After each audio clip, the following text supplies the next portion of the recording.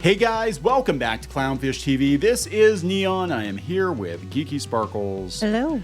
And we're going to talk about the strike in Hollywood, the SAG-AFTRA versus AMP-TIP drama. They have now gotten their last and final, really we mean it this time, guys, offer. Right?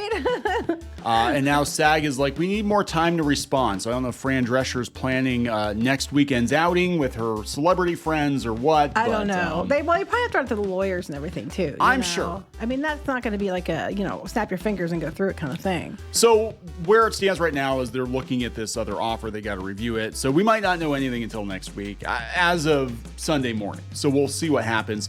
We're going to talk about it. Before we get into it any further, please subscribe for more pop culture news, views, and rants, guys. You get a woohoo if you do. Woohoo! Go out to shopclownfish.com. Link in the description, link in the comments. Back Shadowbinders Volume 3. It's a new hardcover graphic novel coming out next summer. First new Shadowbinders content in like 10 years. You can get books 1 and 2 as well. And those have been out for a while, but we're running out. We are running out of those books. So let's talk about this. It's coming from Variety. Studios give last and final offer as SAG-AFTRA says it needs more time to respond. Update. The studios told SAG-AFTRA on Saturday they have made their last, best, and final offer. They did this with the WGA too, and it wasn't the last. Well, you read what they're getting. It's like, wow. I mean, if you don't take this, you're dumb. The offer includes an enhanced residual bonus for high-performing streaming shows, okay? They had that before, didn't they? Yeah, but now they're giving them more. I wouldn't give them more. I'd be like, too bad. Under the proposal, actors who appear on the most watched shows on each platform will see their standard streaming residual doubled. Again, on the most watched shows. So it might be that there are only like 5 shows that get that deal. But it's an increase after the deal they gave to the WGA. Yeah. They got 50% residual bonus for writers. So now the actors get way more than they do. Solidarity, guys. Solidarity. The package also includes comprehension protections on artificial intelligence and the highest increase in minimums in 40 years. 40 years. The Zoom meeting included the 8 leaders from 7 studios, including Bob Iger, David Zaslav, yada, yada, yada, Ted Sarandos. Don Langley. Oh, they even got Paramount in there. Brian Robbins. Yeah, everybody. Sony. We got Amazon, somebody from Sony. Yeah. In the meeting, Sarandos sought to bring home to union leaders that the offer is generous. It is. I mean, the AI things I do agree with them on, but the rest of it, I think they're being ridiculous. In the meeting, Sarandos sought to bring home to the union leaders that the offer is generous. We didn't just come to you. We came all the way over you, or all the way into you. I mean, all the way to you. Wait, I was like, can you not read today? I was confused. I see what you did. I see what you did there now. We didn't just come toward you. We came all over you. Take it. You take this. You take it. I'm not going to give it to him because now there's going to be, next time they're going to be worse. Yeah, because it's every 3 years, right? They do this every 3 years. So next time they'll be like, okay, double that. And they're going to be like, hell no. No, it gives them time. It gives the studios time to come up with plan B. Right, and get rid of them generally. Right. Yeah. The relatively brief meeting, that's not a good sign, came a day after AMP-TIP spelled out the terms of their comprehensive offer to the union. Yeah, they probably were like, he's like, we came over here to you, and you better take it. It's our last best offer. You're getting a lot of shit, so shut up and take it, basically. Shut up and take it, Fran. Shut up and take it as we come to you.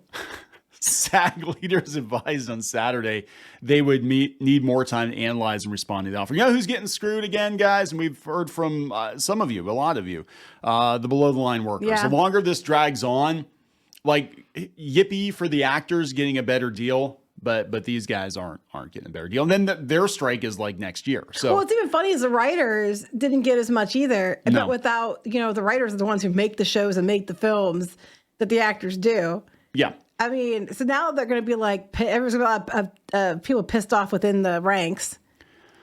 Oh, God. Okay. They said the studio sought to send a clear message with a show of executive force and the decision to call it the last, best, and final offer. Yeah. The employers are aligned on the terms, so they're supposedly meet at this time.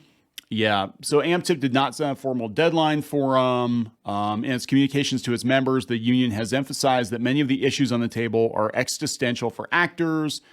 And an email to members at 3 p.m. on Saturday, the union advised the studios had made their last, best, and final offer, We're reviewing it and considering our response within the context of the critical issues addressed in our proposals. They said, as always, unless it comes from your union, please do not believe any outside sources only or listen rumors. to us. Only listen to the echo chamber. You know, honestly, all this makes me want to do is not go watch stuff anymore. Like if the movies come out, I'm like, I don't want to give them my money because they're such a bunch of little. But it hurts the people that are line workers if you don't. That's the thing. So here's where it's tricky because people keep thinking like we're being studio shills and all that jazz. That's not the case. No, not all studios are assholes too. It's basically bad guys and worse guys. Yeah. You know, and in this case, I'm just trying to look at it objectively as a business owner myself and being like, they got to make money, and I'm looking at what they're doing, and they were cutting back before the writers and the actors and the directors and all those people started asking for more money. And so realistically, like I said, you don't ask dad for something big when he just lost his job. But the thing is, to me, it's like, you know, the studios, I would have sided with everybody against the studios initially. But then when I saw the asks, and I'm like, well, yeah, you're right about things like AI, 100% Yeah, I agree side with you. Even the writers, I sided with everything they asked Residuals, for, I agree except for the minimum writer demands. You know, it's like we side with most everything you're asking for, but then you have to do something in there to get extra, greedy on top of it. And then it's like, but the thing with the SAG-AFTRA, it's so disproportionate across the board with who benefits and who doesn't. It's ridiculous. But beyond that, they're telling people like us we can't talk about things because we're not even in the damn union. Yeah, that's when I was like, you know what? You're the worst guys. Fuck you. That turned me against the SAG. Well, I think they're asking for way too much, and they're dragging it out, and now it's hurting a lot of people. And I think they're dragging it out far longer than it needed to be drug out. They've already been offered lots, and it's ridiculous. Yeah, so I have heard, I mean, it's they're going to look at, like you said, it's probably coming down to lawyers, but I've heard there's some other articles out there. They're speculating that they don't know if this is going to work or not because they didn't get 100% of what they're asking for. Well, you know what? That's how negotiations work. You know, ask the directors in the WGA about that. That's how negotiations work. You don't get 100% on either side. That's how it goes. Yeah. So there's one thing about I guess, I don't know if they have it in this article or not, but some of the asks were like stunt doubles. They wanted to have the actors want control over their stunt doubles.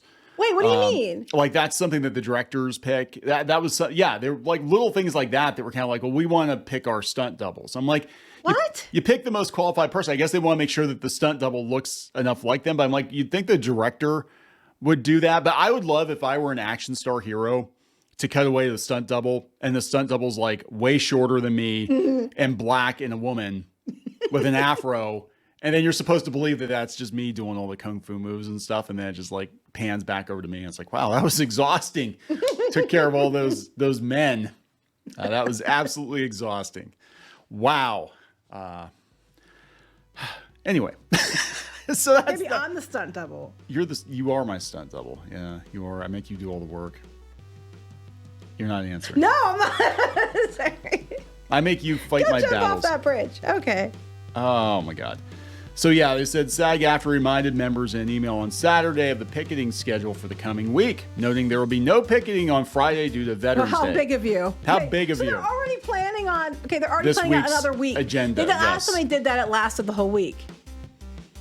Haven't they made final offers already? Yeah, that's what we're laughing about. This is their last final offer. We mean it this time. Yeah.